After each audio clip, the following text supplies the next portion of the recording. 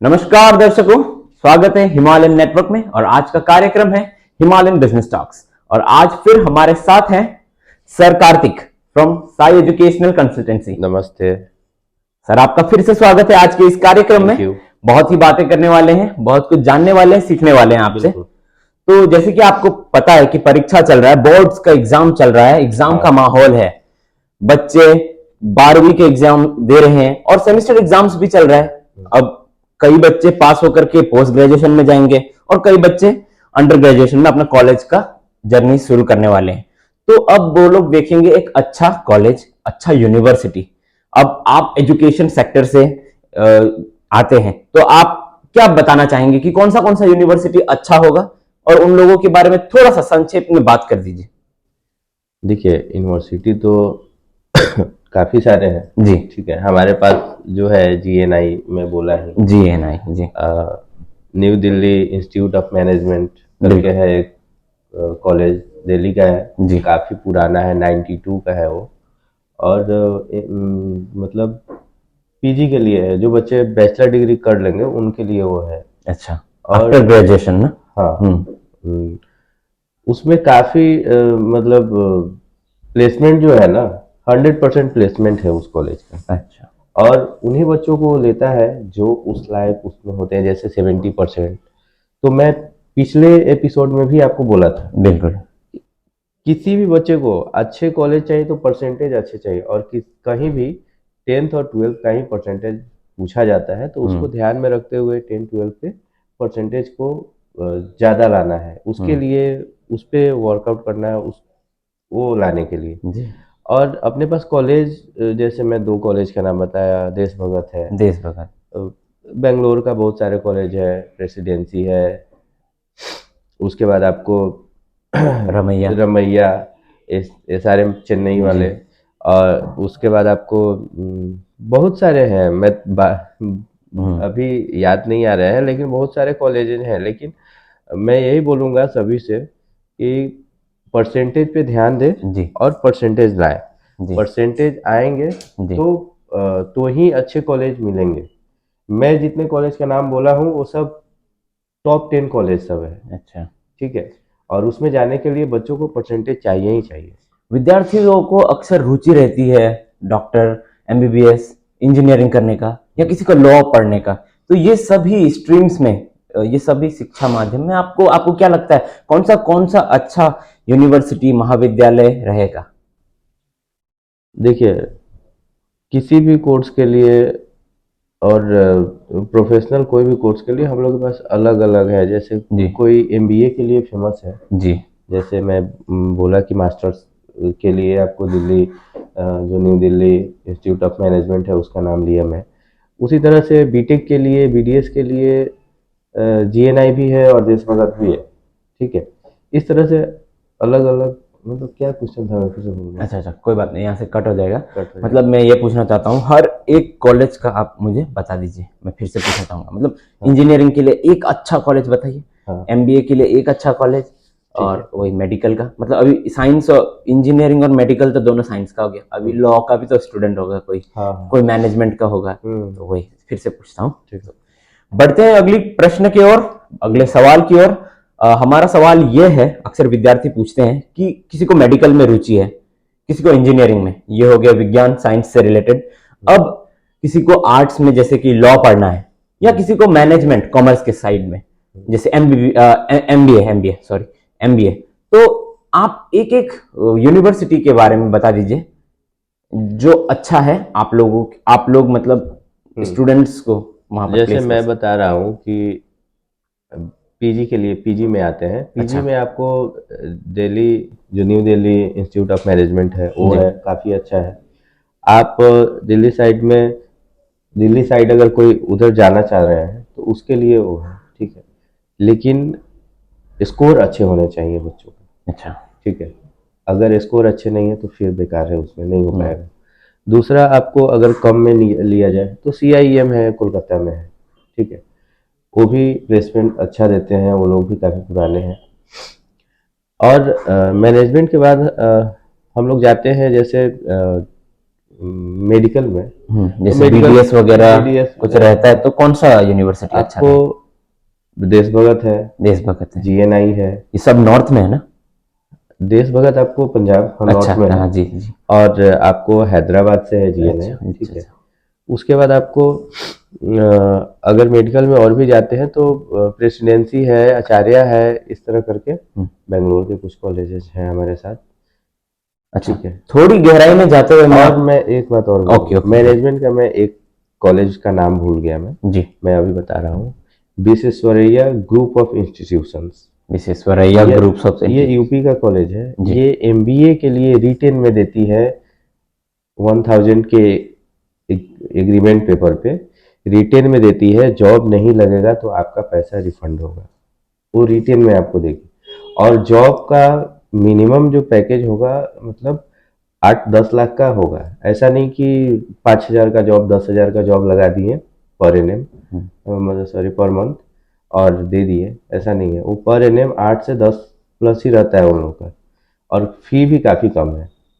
BTech का भी बहुत सारे कोर्सेज का वो लोग रिटेन में देता है, तो उसके साथ भी मैनेजमेंट के लिए जा सकता है। बाकी आपका इंजीनियरिंग के लिए वो जब अभी नाम लिया विश्वेश्वरैया, उसमें भी जा सकता है, आप देशभगत में भी जा सकते हैं, आप श्री राम है, नॉर्थ में अगर जाना है, मैं नॉर्थ का नाम ले रहा हूँ, गंगा है, ये सब में आप जा सकते हैं। अगर आप वेस्ट बंगाल साइड में देखें तो वेस्ट बंगाल में टेक्नो है, IEM है, उसके बाद भुवनेश्वर चले जाएं तो कीट है अपने पास, ठीक है। कलिंगा इंस्टीट्यूट ना? हाँ जी जी, बहुत प्रसिद्ध है। हाँ, यहाँ पे इस साइड में जो है कलिंगा यूनिवर्सिटी आपको SRM और रमैया के लेवल की है। जी बिल्कुल। इधर इधर के बच्चे, और भुवनेश्वर में हम लोग के यहाँ का ही फूड होता है लगभग, वहाँ ज़्यादा ये नहीं है। साउथ में बिल्कुल हम लोग के अपोजिट होता है। यहाँ पे जो हम लोग खाते हैं दाल चावल वो सब नहीं मिलते हैं, वो मतलब अलग ही टाइप का वो लोग बनाते हैं। तो थोड़ा सा खाने में वेदर का बहुत सारा प्रॉब्लम है, और भुवनेश्वर का उतना कुछ नहीं है, मिलता जुलता ही है बंगाल से जी। और मैं बता दूं कि किट के बाद आपको ऑटोनॉमस यूनिवर्सिटी एक है, भुवनेश्वर का ही है, वो भी काफ़ी अच्छा यूनिवर्सिटी है। वो भी लगभग 25-30 ईयर्स से है कॉलेज, वो भी, उसमें भी आप बीटेक कर सकते हैं। मतलब इंजीनियरिंग के लिए काफ़ी सारे ऑप्शंस हैं अपने पास। मतलब ओवरऑल देखें तो आपके पास इंजीनियरिंग, मेडिकल, लॉ, मैनेजमेंट, जो पोस्ट ग्रेजुएशन के बाद में अभी MBA रहता है, सभी में बहुत अच्छे अच्छे विकल्प हैं बच्चों और विद्यार्थियों के हाँ लिए। बिल्कुल है ही जी। तो बढ़ते हैं स्कॉलरशिप की ओर। आप स्कॉलरशिप के बारे में कुछ थोड़ा चर्चा करना चाहेंगे? क्या प्रोवाइड करते हैं, क्या प्रावधान है? देखिए, मैं इससे शो के पहले भी मैं बोला कि स्कोर परसेंटेज 12 का या ग्रेजुएशन का मायने रखता है, बहुत मायने रखता है। तो यही अभी भी मैं वही बोलूँगा। अगर कोई बच्चा गवर्नमेंट का स्कॉलरशिप SC ST है या OBC भी है, वो अगर लेना चाहते हैं स्कॉलरशिप का मतलब फ़ायदा, तो उसके लिए बच्चों को कम से कम 60% तो लाना ही पड़ेगा। उसके अलावा ये कोई उपाय नहीं है। आप 60% लाते हैं, फिर बच्चे 60% लाने के बाद अप्लाई किया जाता है। हम लोग उसमें किसी का भेजा जाता है फॉर्म, जो भी है ऑनलाइन सभी होते हैं, उसके बाद फिर अप्लाई होते हैं, तो वहाँ चांसेस होते हैं मिलने का। लेकिन परसेंटेज अगर कम होते हैं, परसेंटेज कम होगा, फिर बच्चों को नहीं मिलेगा स्कॉलरशिप। तो हम लोग तो स्टूडेंट को यही बोलते हैं कि तुम लोग किसी भी हाल में सबसे पहले तो 60% को टारगेट करो। वो भले जनरल हो या कोई भी कास्ट हो, वो अलग बात है, लेकिन पहले वो 60% आएंगे, फिर उसमें बहुत सारे ऑप्शन है। स्टूडेंट क्रेडिट कार्ड है, और स्कॉलरशिप लेने का फायदा ये है कि वो रिफंड नहीं देना पड़ता है, किसी को रिटर्न नहीं करना होता है, गवर्नमेंट आपको पढ़ने के लिए देती है। अच्छा। और जी जी, ये सारे स्कीम्स। हाँ, पानी पी लीजिए।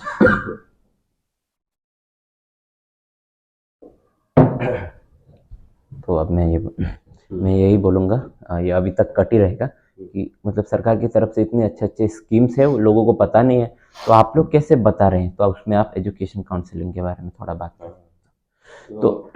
तो बढ़ते हैं, जैसे कि आपने बताया अच्छे अच्छे स्कीम्स है सरकार की तरफ से बच्चों के लिए, विद्यार्थियों के लिए जो पढ़ना चाहते हैं लेकिन उन लोगों को अंक भी थोड़ा, परसेंटेज भी थोड़ा अच्छे प्रतिशत से पास होना पड़ेगा। तो आप लोग इसमें क्या योगदान देते हैं, मतलब कैसे बच्चों को पता चले, माता पिताओं को पता चले या गार्जियन को पता चले? देखिए, हम लोग तो जैसे आपके माध्यम से तो बता ही रहे हैं। जी प्लस बिल्कुल। आपके माध्यम से बताने का रीजन एक और ये है कि हमारे ऑफिस में आके बच्चे काउंसलिंग करा सकते हैं जी।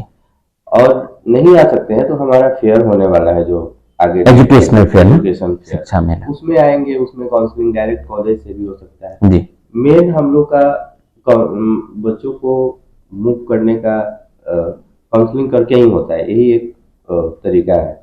और काउंसलिंग करने के बाद बच्चों को हम लोग स्कीम के बारे में बताते हैं गवर्नमेंट के बहुत सारे, जैसे मैं बताया 60% प्लस लाना है, पैसा रिफंड नहीं किया जाता है स्कॉलरशिप का, आपको क्रेडिट कार्ड में रिफंड करना है, लोन एजुकेशनल लोन में रिफंड करना है। तो इसीलिए 60% प्लस लाइए, स्कॉलरशिप लीजिए, रिफंड करने का कोई टेंशन नहीं, झमेला नहीं। और काउंसलिंग कराने के लिए आप प्लीज ऑफिस आइए, ऑफिस आके वहाँ तो हम लोग कोई चार्ज नहीं लेते हैं। अच्छा, ये निःशुल्क है ना, जैसे आपने हमेशा बताया है। और चार्ज एजुकेशन फेयर में भी, शिक्षा मेला में भी जो आप लोग एजुकेशनल काउंसलिंग करवाते हैं, हर विद्यालय का, महाविद्यालय का, कॉलेज का बारे में जानते हैं, देखने को मिलता है, एक रूबरू होने का मौका मिलता है, तो उसका भी तो कोई चार्जेस नहीं रहता है? नहीं, किसी चीज का कोई एंट्री फी नहीं है वहाँ भी जी। मतलब कहीं भी कोई फी के अलावा हम लोग के पास कोई चार्जेस नहीं है। ठीक है, अगर किसी कॉलेज में वो एक्स्ट्रा पैसा डोनेशन ये सब लगता है तो बच्चे डायरेक्ट जाके देते हैं कॉलेज में, हम लोग पैसा नहीं लेते हैं। मतलब पैसा से रिलेटेड काम हम लोग नहीं करते। आप आइए मेरे यहाँ, काउंसलिंग कराइए, जो फी है कॉलेज का आप कॉलेज के अकाउंट में पे कीजिए, हम लोग को कोई पैसा देने का किसी भी रूप में कोई जरूरत नहीं है। ये बिल्कुल। अंत में मैं एक सवाल रखना चाहूँगा, ये अक्सर उस स्टूडेंट्स, विद्यार्थियों के लिए है जो कमज़ोर तो नहीं कहूँगा, बट पढ़ाई में थोड़े से मतलब कम अंक लाते हैं। तो मान लीजिए उन लोगों का एक बैक पेपर लग जाए, या वो लोग को मतलब एक पेपर रिपीट करना पड़ जाए और लेट हो जाए उन लोगों को एडमिशन, तो लेट एडमिशन एक्सेप्ट करते हैं, या आप लोग का द्वारा कोई प्रावधान है जो वो लोग भी अपना साल मिस न करते हुए एडमिशन ले सके? देखिए, बात यहाँ ये है कि अगर इस तरह का कोई प्रॉब्लम आता है किसी भी स्टूडेंट के साथ जी, तो इसके लिए वैसा तो कुछ प्रावधान नहीं है। आपको एग्जाम दे के फिर से एक पेपर का वो लोग लेट हो जाते हैं ना, लेट हो जाते हैं, तो उसके लिए वो बुकिंग करा सकते हैं, यही एक रास्ता है जी। बुकिंग करा के रखे, फिर आ जाएंगे रिजल्ट, अपना एडमिशन करेंगे, पढ़ाई स्टार्ट करेंगे, साल बर्बाद नहीं होगा जी। इससे काफी टाइम बच जाएगा, क्योंकि सप्ली ये सब करने में 2-3 मंथ तो टाइम ले लेता है ना।